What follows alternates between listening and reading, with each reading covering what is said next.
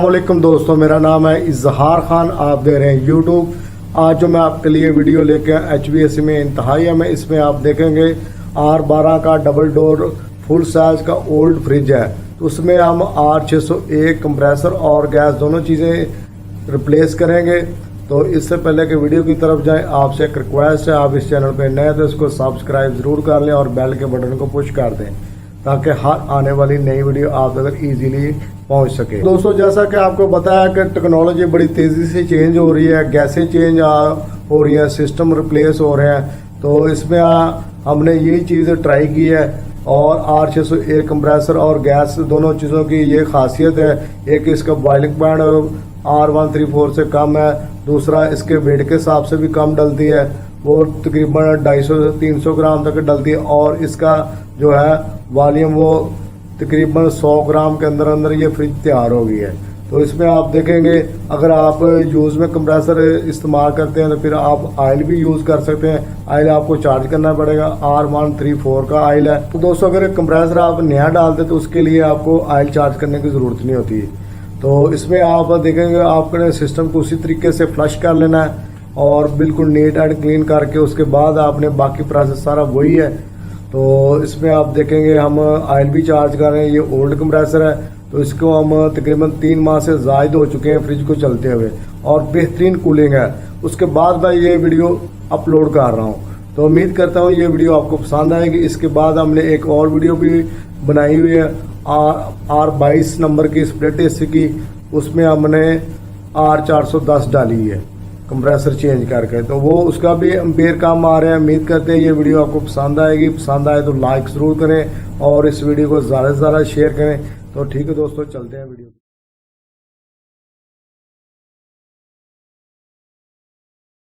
इस कंप्रेसर को आपने लगाना R12 वाले कंप्रेसर में। ये R600A है। ये इधर से कटा हुआ है इसलिए पूरा नहीं।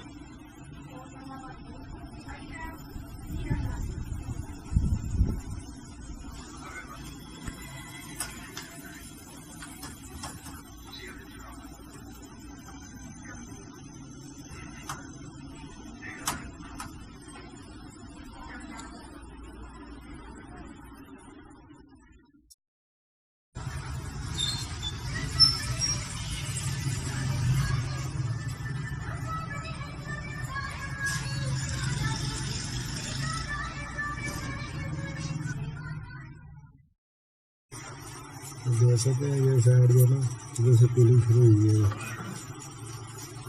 ये गीला हो गया।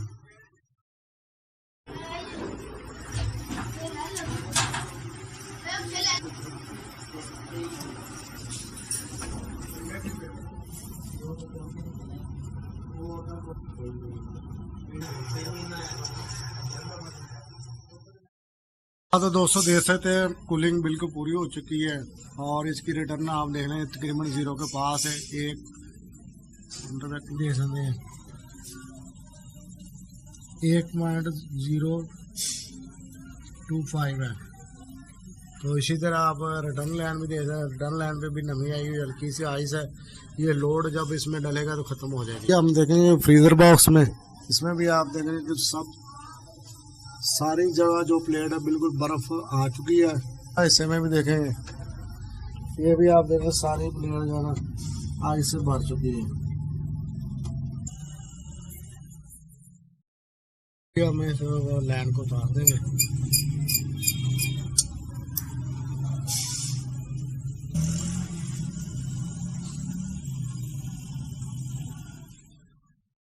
कैसा लगा इस वीडियो को लाइक ज़रूर करें और शेयर करें और इसी तरह हम नेक्स्ट टाइम भी अच्छी वीडियो आपके लिए बनाते रहेंगे। तो ठीक है दोस्तों, अल्लाह हाफिज़।